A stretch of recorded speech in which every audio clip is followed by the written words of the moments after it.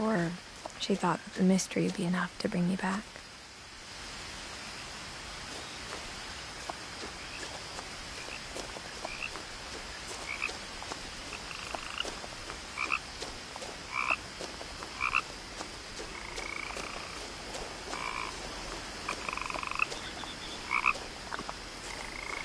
The truth is, even after I inherited the house, I never thought I'd come back to it. But now I had questions about my family that only the house knew the answers to.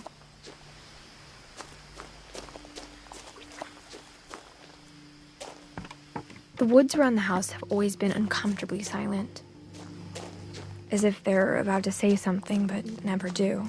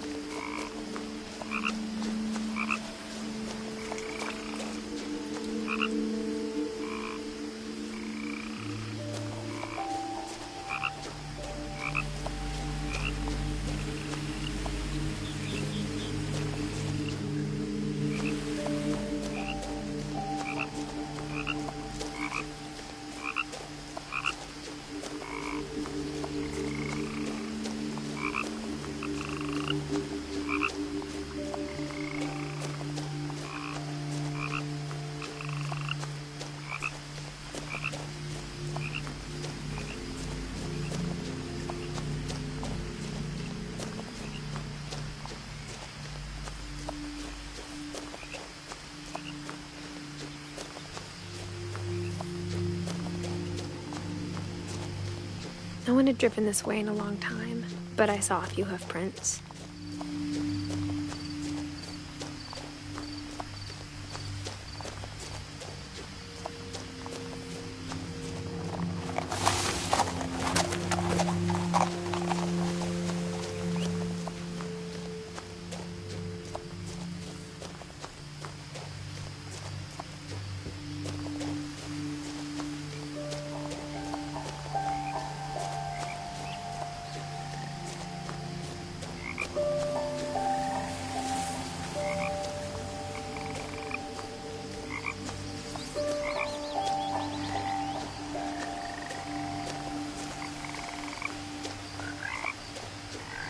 The house was exactly like I remembered it, the way I'd been dreaming about it.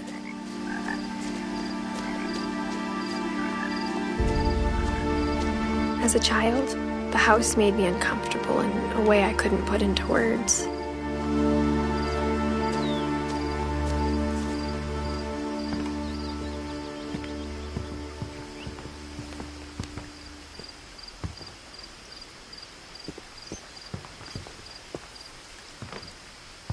Now, as a 17-year-old, I knew exactly what those words were.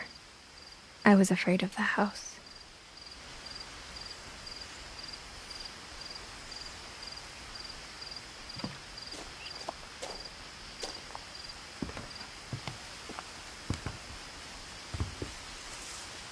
I hoped the key might unlock the front door. It didn't.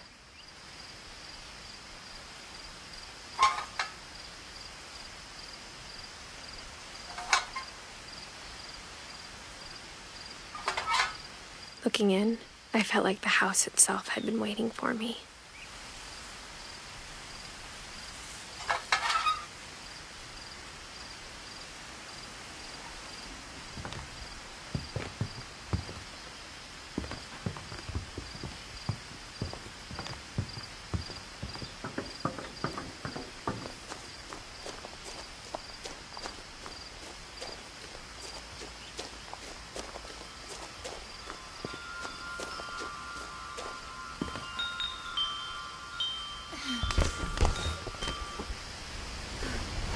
Crawling through the doggy door used to be a lot easier when I was 11.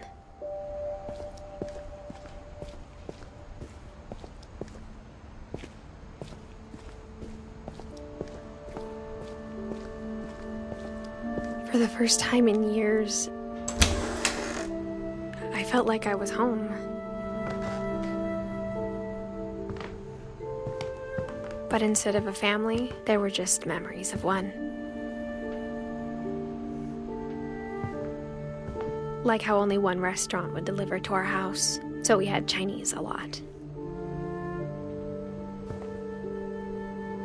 Or how after Louis started working at the cannery, we all got sick of eating salmon. Except our cat, Molly.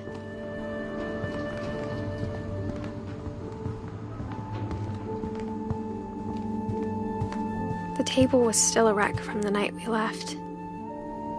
It was like a bomb had gone off, killing everyone but sparing the furniture. My mom was the only one of us who could imagine Great-Grandma Edie living in a nursing home.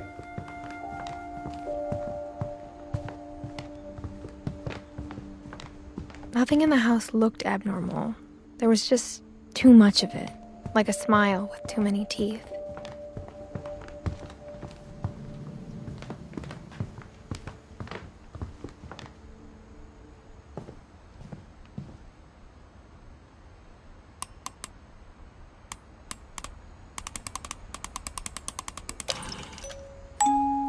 Great-Grandpa Sven built a music box for Barbara, along with the rest of the house.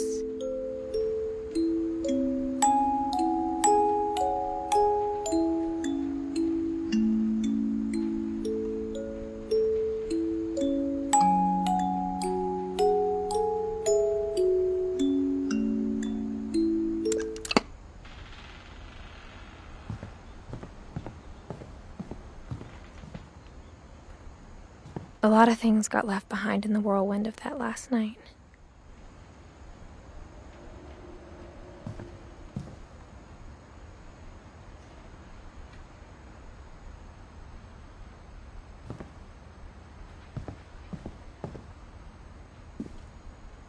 After Milton disappeared, Mom sealed up all the bedrooms. Then Edie retaliated and drilled peepholes.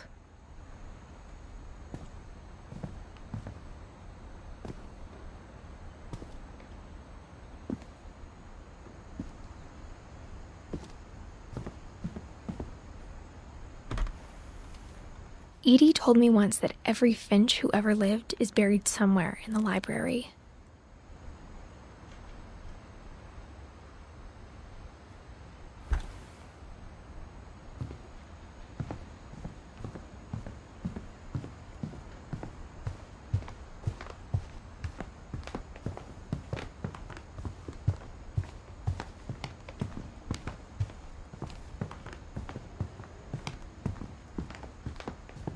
Mom always told me to stay out of the basement, so I wasn't too surprised when the key didn't fit.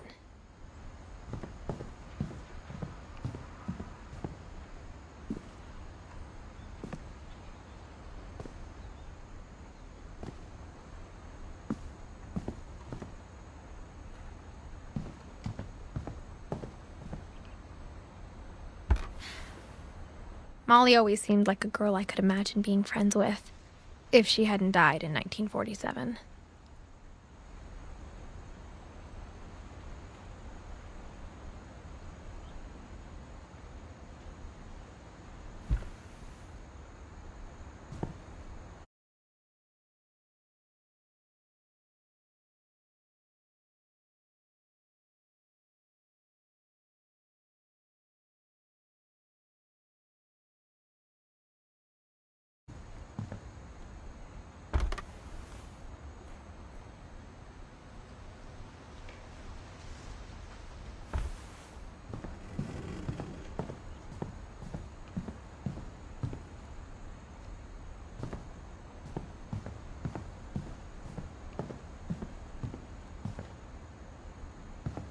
Whenever people ask me about my family, the first thing they always want to know about is Barbara. Edie's father, Odin, built the original house.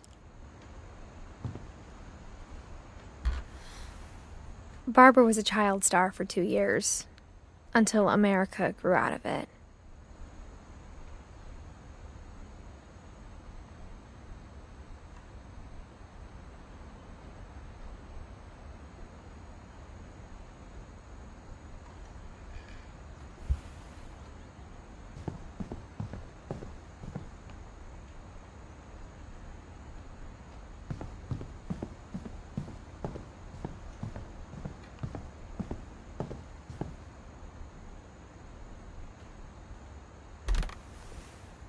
The last time I was in Edith Sr.'s room, I was 10 and she was painting my portrait.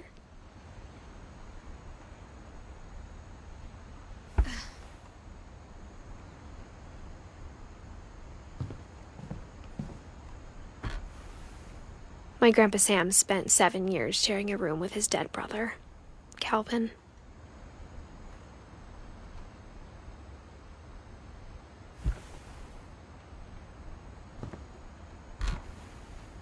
As a kid, I just assumed every house had peepholes and sealed rooms you weren't allowed inside of.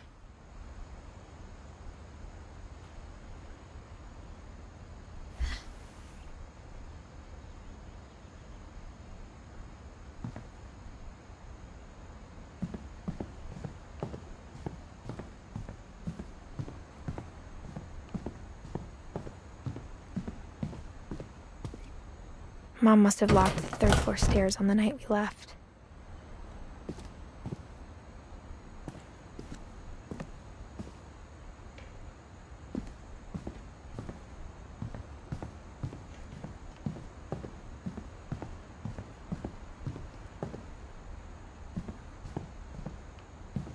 I spent a lot of time playing in Great Uncle Walter's room. Lewis told me there were secret passages, but I never believed him.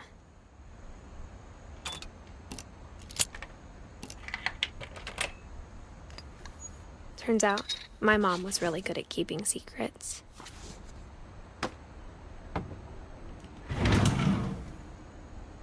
Now it was time to find out what my mom had been afraid of.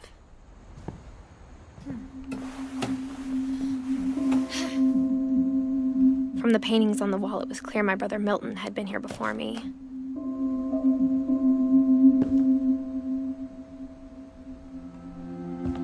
Reading this, maybe it sounds like I had a plan.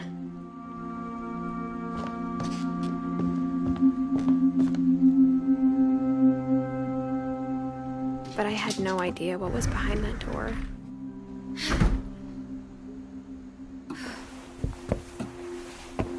Just like I had no idea where all this was gonna lead.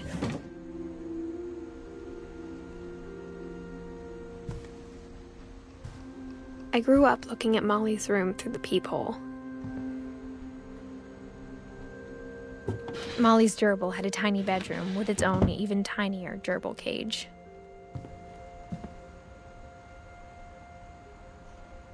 Being inside for the first time, I felt like I'd stepped behind a painting.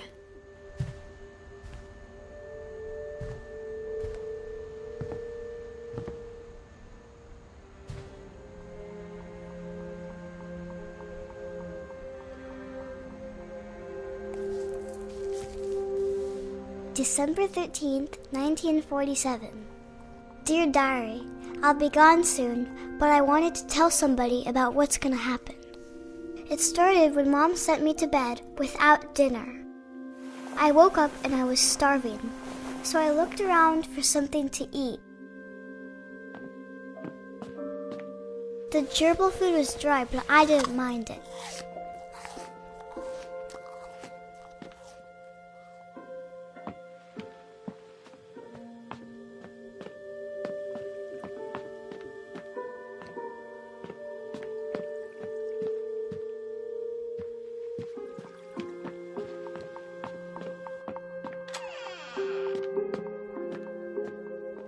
I kept eating and eating.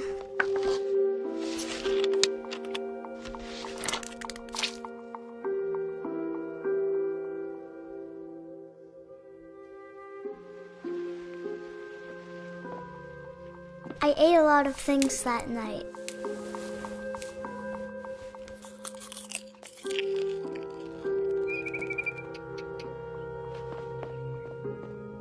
Then I heard chirping outside my window. It was a barn swallow going back to her nest. I reached out for her.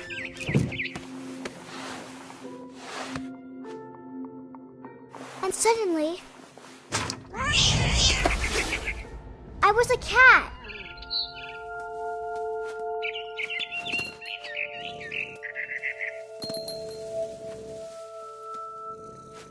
I tried to be quiet, but the bird was really scared.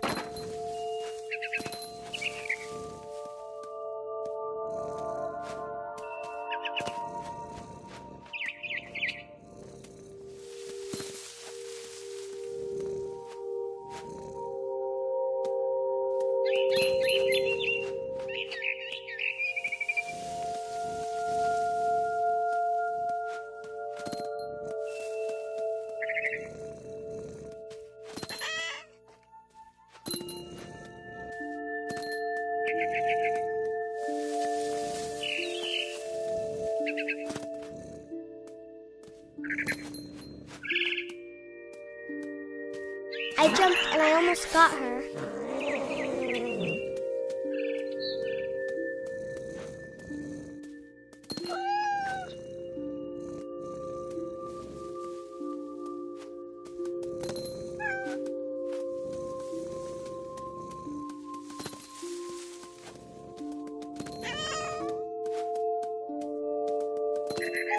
Now I was up in the big tree. I promised Dad I wouldn't climb it anymore. All I cared about was eating that mama bird. I could tell she was getting really tired.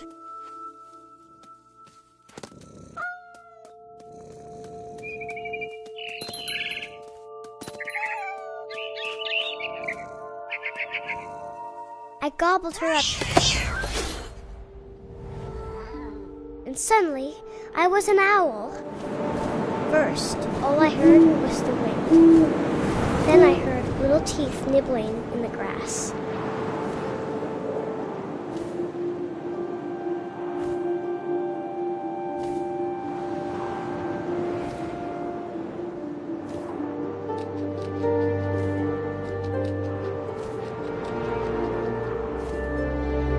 Rabbits.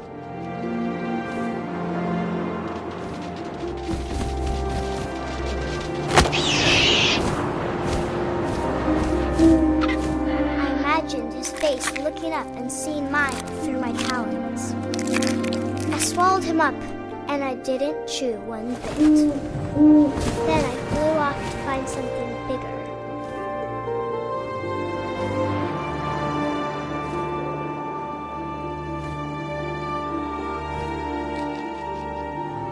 A mama rabbit.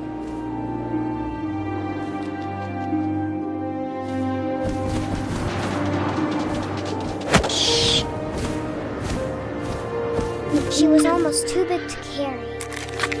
I started choking, but I couldn't stop eating. And suddenly, I was a shark.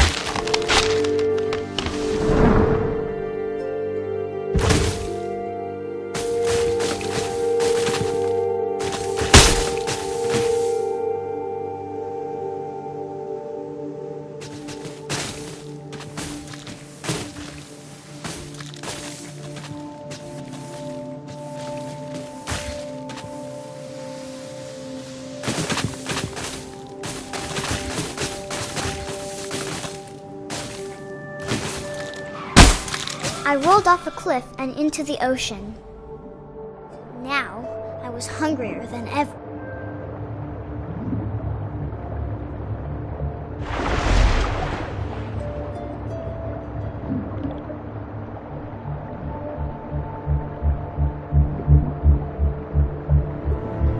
I wanted fat, juicy seals. I tore off her flipper, and it tasted really good.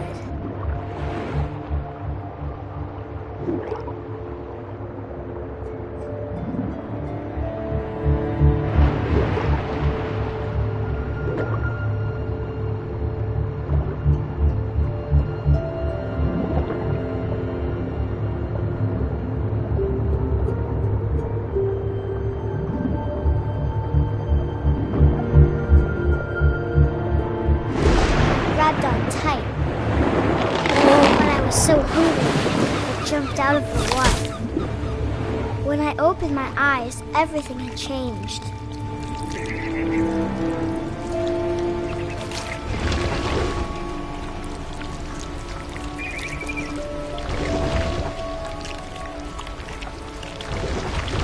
Now I was a monster, and I smelled people everywhere.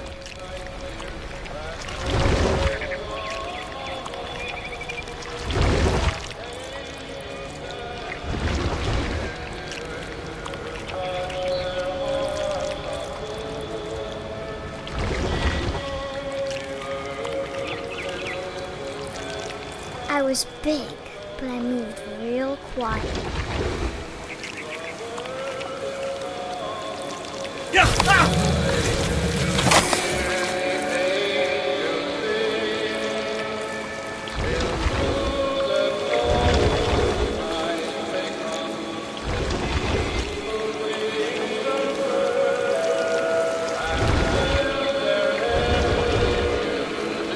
I wanted to stop, but also I didn't.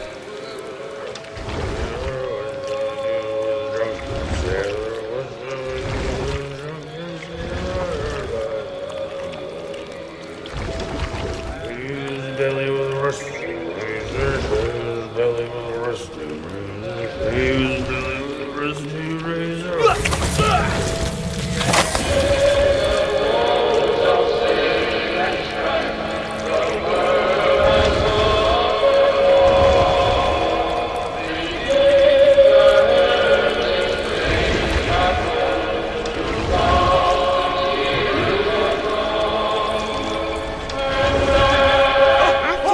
Passenger, I was still hungry. And to cross the water, I smelled something new. Something I had to have, so I swam towards it.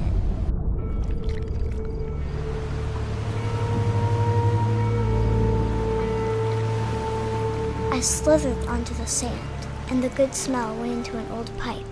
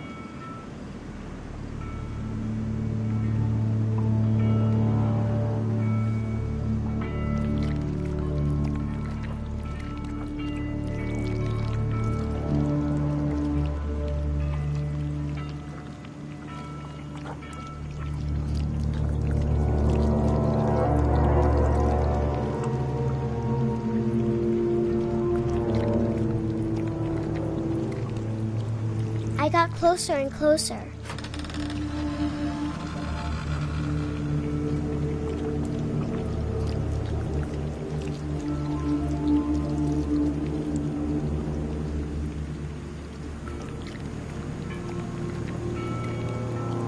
All my stomach started growling. And suddenly, I was me again. I held my breath for a long time, but I couldn't hear anything. I think it's waiting for me to fall asleep. But it's not going to wait much longer. It needs to feed, and we both know I will be delicious.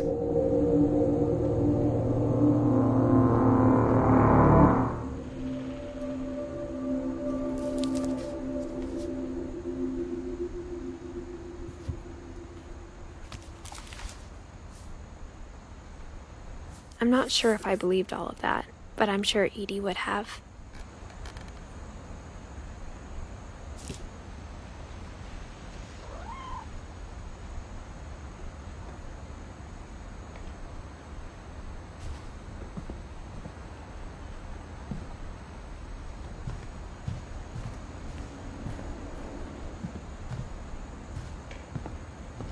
I can't describe it, but I felt like some part of Molly was still here.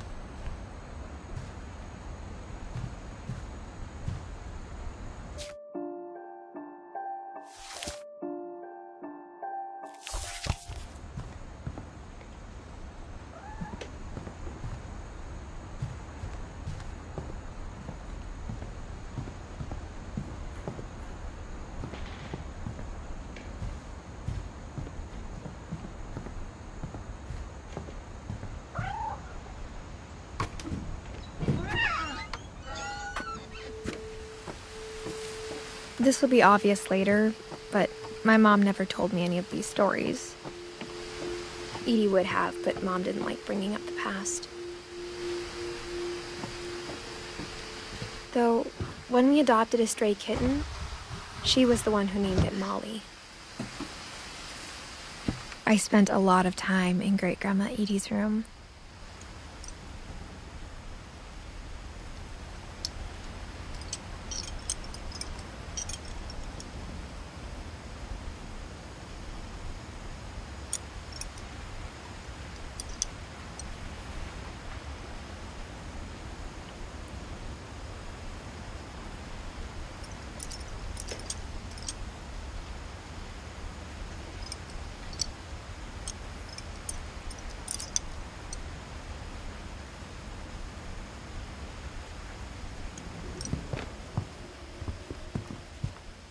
Her room was like a museum.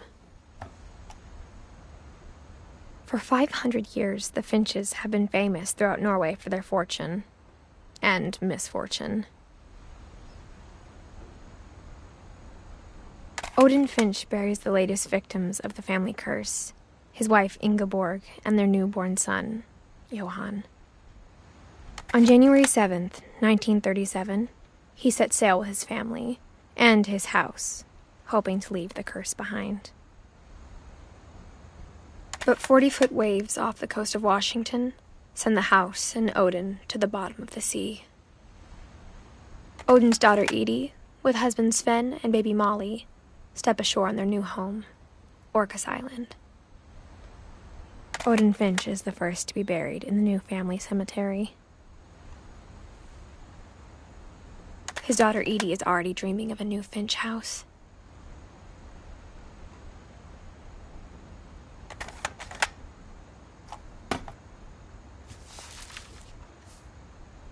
Whatever's wrong with this family, it goes back a long ways.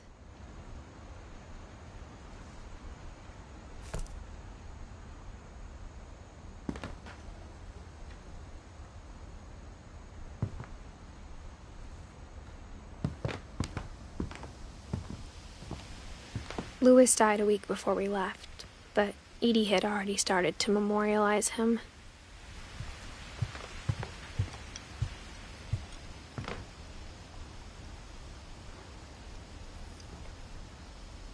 When Edie told people Sven was killed by a dragon, she could also have said he was building a dragon-shaped slide that collapsed. She could have, but she didn't.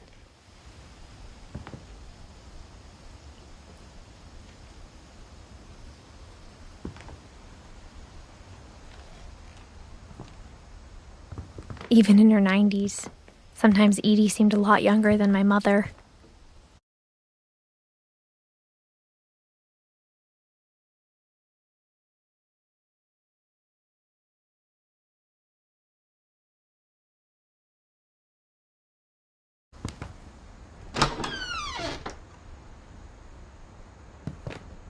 The only trace Grandpa Sam's first wife, Kay, left on the house was the pink bathroom.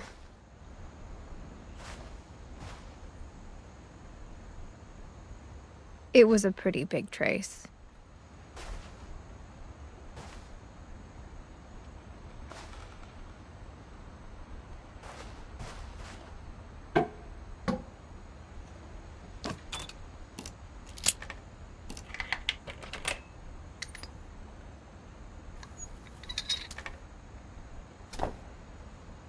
There's a secret in this bathroom. It's in the last place you would look. It isn't in the cupboard. It's hidden in this book.